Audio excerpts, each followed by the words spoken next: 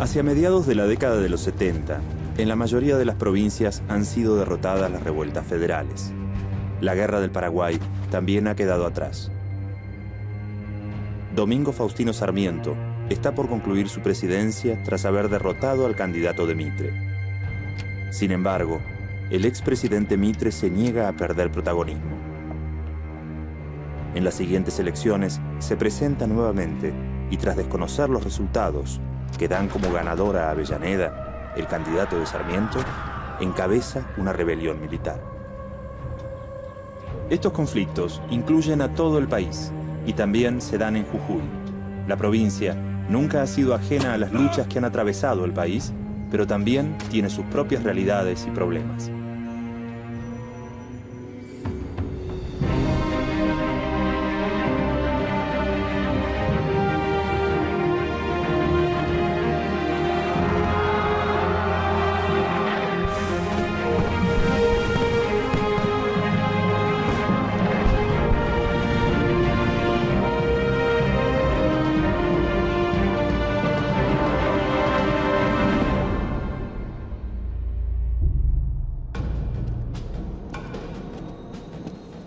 Más de medio siglo ha pasado desde que la Asamblea del año 13 declarara el fin de los títulos de nobleza y de la servidumbre de los indígenas.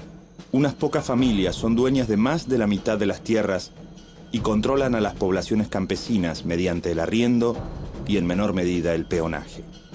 Pero ahora, los campesinos están dispuestos a decir basta. Se han puesto de pie en Yavi, en Cochinoca y en Casabindo. Algunas décadas después de la conquista, para evitar la desaparición de los indígenas por la explotación de los españoles, las autoridades coloniales decidieron preservar pueblos indígenas con tierras comunales, pagando a cambio un tributo. Este sistema continuó hasta después de la Revolución de Mayo. En la España del siglo XVI, la España que nos conquista, la propiedad comunal era tierras que pertenecían a las comunas, por eso se llaman comunales, a los municipios castellanos, y es esa tradición de propiedad comunal que España trae a América. Los pueblos de indios son los que van a dar base fundamentalmente a la propiedad comunal de la tierra, porque lo que hacen es reorganizar a la población indígena en un poblado estable, reconocido por el derecho indiano, con tres fines fundamentales: la evangelización, la organización de la mano de obra disponible o el control de la mano de obra disponible, y el cobro de los tributos. En 1840, el Estado provincial suprime la propiedad comunal y favorece la concentración de tierras en manos privadas. Con excepción de unos pocos comerciantes y mineros, los 12.000 habitantes de La Puna son arrenderos que pagan una renta a los propietarios. Un puñado de poderosos controla más de la mitad de las tierras de la provincia. La provincia de Jujuy tenía una de las más altas concentraciones de la propiedad de la tierra de todas las provincias argentinas.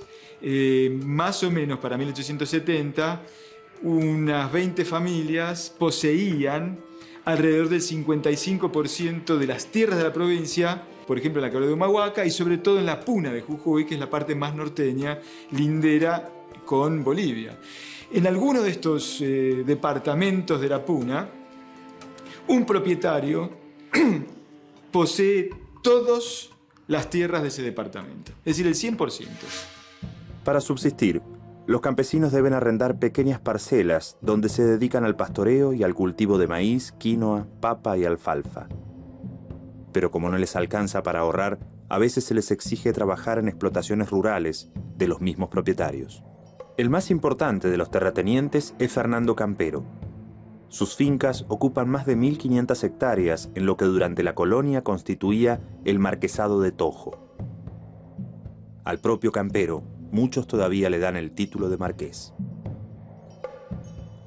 El Marquesado de Yavi se va a extender sobre un extenso territorio que va a abarcar desde la parte oriental, suroriental de Bolivia, desde la ciudad de Tarija, la ciudad de San Salvador de Jujuy, Yavi, La Puna, y va a llegar hasta lo que es el departamento actual de Santa Victoria, en Salta. Campero era un boliviano, pero tiene amigos dentro de la oligarquía provincial, ¿no? De estos terratenientes, y es un terrateniente más. Era muy importante en términos económicos, digamos. Era una persona que tenía muchos intereses mineros, digamos, en haciendas. Era un personaje político muy importante en la política colonial. Él tiene otras propiedades. Dentro de la provincia tiene dos grandes fincas, como se llama en el norte. Una es Cochinoca y la otra es la finca Yavi, más al norte, muy cerca de Bolivia, mucho más próspera, mucho más rica, que siempre fue el centro de las propiedades de Campero. Entre las propiedades de Campero se destacan las fincas de Cochinoca, Casabindo y Yavi. La hacienda de Yavi es la más rica de la Puna, sede de la Aduana Nacional y de la Casa de la Hacienda. La máxima autoridad política es también el administrador de la finca de Campero. Esta única persona se encarga de recaudar tanto los arrendamientos privados como los tributos estatales. Pero después también se hace famosa la hacienda de Yavi, muy famosa, porque como parte de pago del arriendo de quienes vivían en una parte de esa hacienda, se los mandaba a trabajar a algunos ingenios azucareros. Y eran condiciones bastante precarias de trabajo y que estaban vinculadas con la tierra. Es decir, como yo no puedo, no tengo tierra, entonces tengo que pagar mi arriendo trabajando en un ingenio azucarero. Los indígenas de Casabindo y Cochinoca, en el año 1872, elevan un petitorio que fue, digamos, el elemento básico que desató el gran conflicto, ¿sí? En donde lo que los indígenas reclamaron en esta denuncia era la ilegitimidad de los títulos de propiedad que la familia Campero ejercía en lo que habían sido tierras comunales del pueblo de Casabindo y Cochinoca. Los cuestionamientos siempre apuntan a las autoridades locales. Los campesinos esperan del gobernador que corrija los abusos. Otro reclamo tiene que ver con las convocatorias para la Guardia Civil. Los jefes de la Puna habían negociado con el gobierno provincial el pago de un tributo a cambio de no ser incorporados. Pero, con la formación en 1852 de la Guardia Nacional, vuelven los reclutamientos obligatorios. Estos reclamos casi siempre caen en el olvido y son desatendidos, lo que da origen a motines contra las autoridades locales. Pero las protestas nunca son demasiado violentas. En Yavi, 3 campesinos que traen de Bolivia coca y maíz para vender son detenidos por un funcionario de la aduana. Como no pueden pagar los derechos de importación, los despojan de su carga. Los campesinos organizan una revuelta. Armados con sables y espadas, rodean la receptoría y tras romper la puerta a hachazos, saquean el edificio. Se llevan más de 200 pesos en plata, los documentos de la aduana y hasta cucharas y platos, ropa y sábanas. Luego del saqueo, los amotinados se retiran del pueblo y se refugian en las serranías. Pocas horas después, se rinden frente al cura, el juez de paz y algunos vecinos. Devuelven casi todos los bienes saqueados. Solo falta el dinero de las multas y los libros donde están asentadas las deudas. Una situación similar se da en las salinas de Cochinoca. Los campesinos reciben la visita del comisionado, quien ahora pretende cobrarles un impuesto más alto. Los campesinos se amotinan, amenazan al comisionado y lo obligan a huir. En una nota al gobernador, los amotinados argumentan que no volverán a pagar hasta que el gobierno establezca tarifas justas. Hay una serie de motines que tienen como distintos desenlaces. Algunos son violentos, de robos de libros donde se sentaban las deudas, incendios. Otros son menos violentos, negarse a pagar o negarse a pagar el incremento cuando hay un incremento. Digamos, lo que hay es como una oleada de descontento que además va increciendo. Sin duda las reivindicaciones son locales. Con esto quiero decir, son peculiares a los indígenas, ¿sí? Tratar de obtener la tierra. Y de alguna manera tratar de organizarla de manera colectiva, comunitaria, que esa era la memoria que tenían de cómo habían vivido sus ancestros. Controlarla, pero controlarla a su usanza. Hasta 1872, las protestas se habían alzado contra los abusos en la recaudación de impuestos y el excesivo cobro de arriendos. Pero desde esa fecha, los campesinos indígenas empiezan a cuestionar la legitimidad de la propiedad de las tierras. Hacia 1873, Anastasio Inca, arrendero en Yavi, baja a la capital jujeña para presentarse ante el gobernador. Denuncia que la finca está ilegítimamente en manos del marqués Fernando Campero, quien no cuenta con los debidos títulos de propiedad. El gobernador Teófilo Sánchez de Bustamante emite un edicto citando a los pretendientes de la propiedad para que se presenten con sus papeles. Pocos meses antes, el anterior gobernador había tomado una medida similar pidiendo a Campero que demostrara sus derechos. Al comprobar la debilidad de sus títulos, decidió traspasar las tierras al Estado provincial. Este levantamiento, que sin duda es masivo en la Puna, está imbricado con la política provincial, pero también con la política nacional. Se da en un momento de conflictividad local en la provincia, pero también de conflictividad nacional por la elección de Avellaneda, que ha sido disputada por Mitre en el levantamiento, en la rebelión de la Revolución de 1874. Una vez que se produce la caída del rosismo y se inicia el proceso de organización del Estado Nacional, Jujuy va a ser gobernada por un gobierno de familia.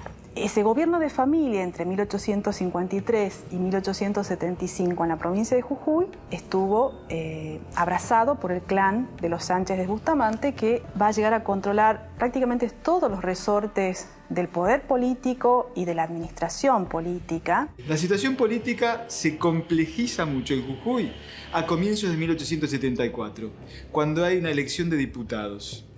Uno de esos diputados es un Sánchez de Bustamante. Hay elecciones, pero muy poco después, las milicias de la provincia, acaudilladas por un líder político rival de la familia Sánchez de Bustamante, se levantan en armas. El éxito de la demanda campesina impulsa a los arrenderos de otras fincas a reclamar la propiedad de las tierras. Más campesinos se niegan a pagarles a quienes no reconocen como legítimos propietarios.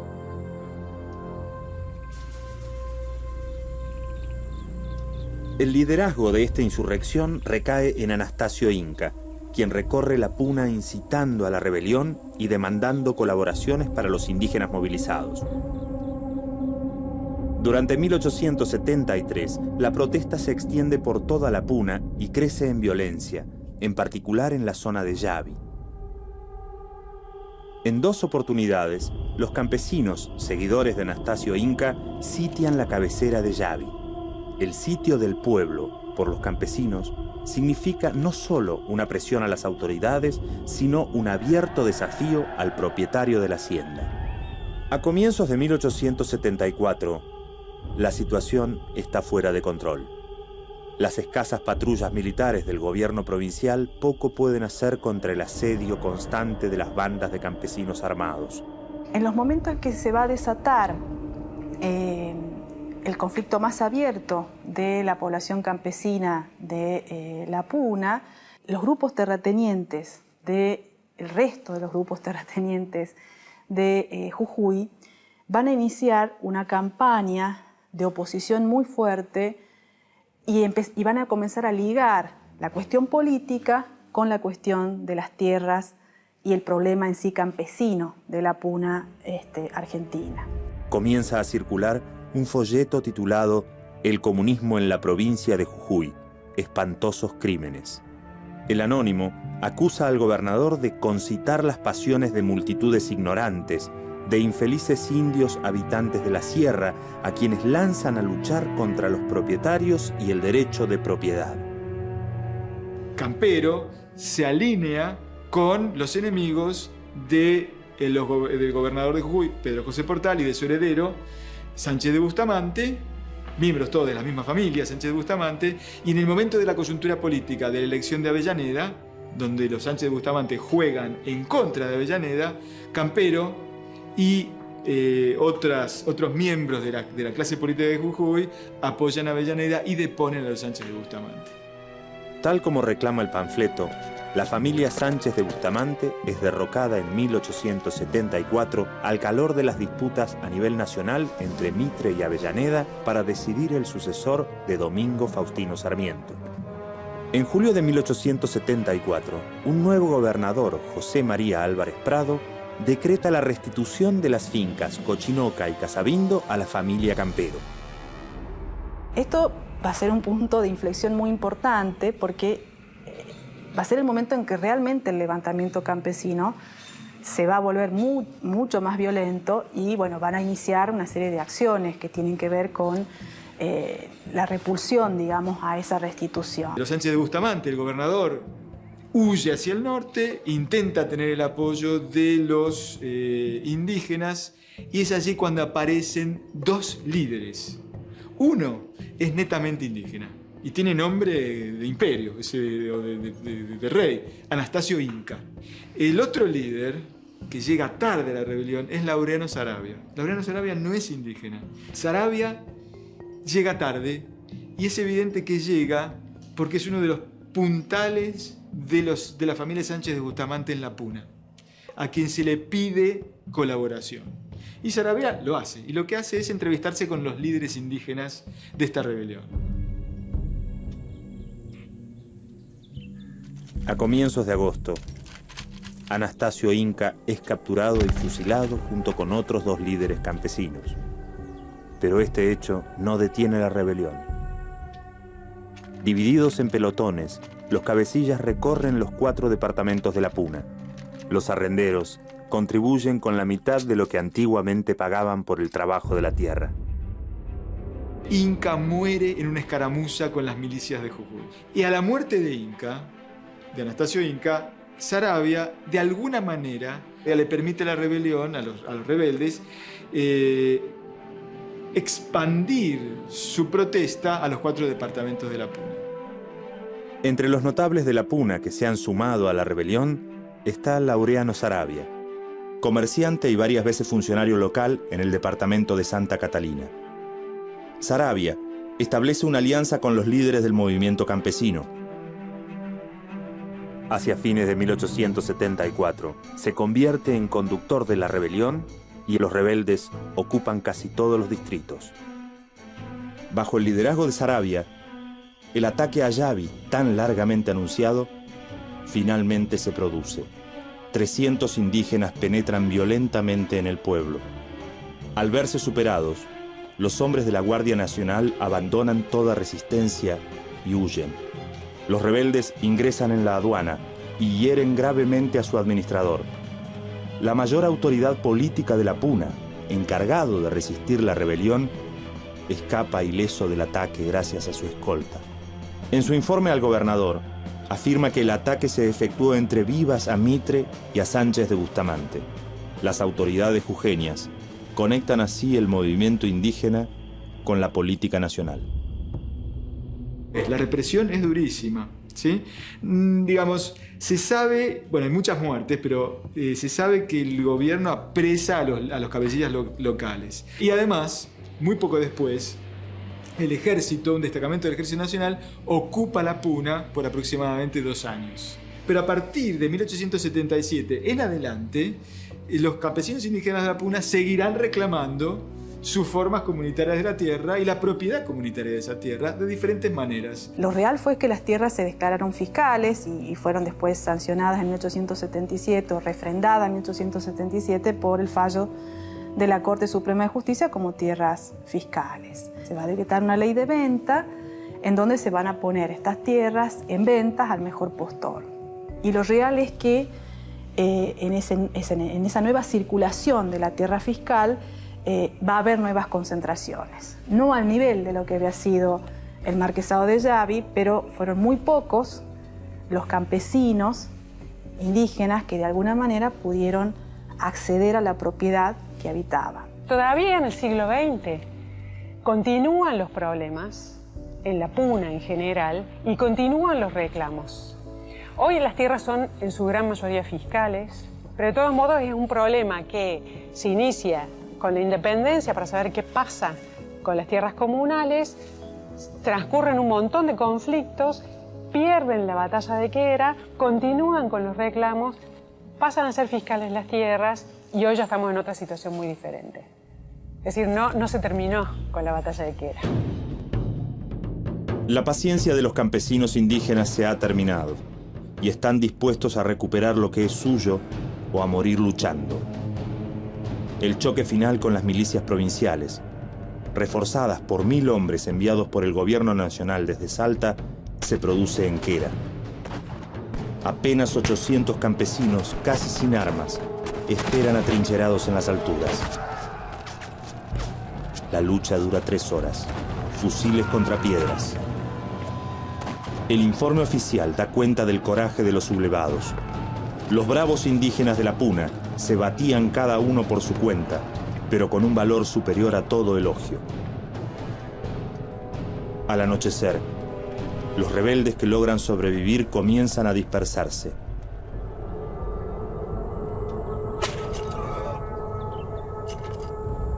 El informe oficial habla de 194 indígenas muertos y 231 prisioneros. Las milicias solo perdieron 73 hombres. El gobernador se jacta públicamente de haber aplastado la última montonera. La Puna es ocupada militarmente por un destacamento del Ejército Nacional. Las autoridades anuncian que solo los cabecillas serán ajusticiados. Pero en los relatos orales y en la memoria colectiva perduran los horrores de decenas de fusilamientos de indígenas en las plazas de la Puna.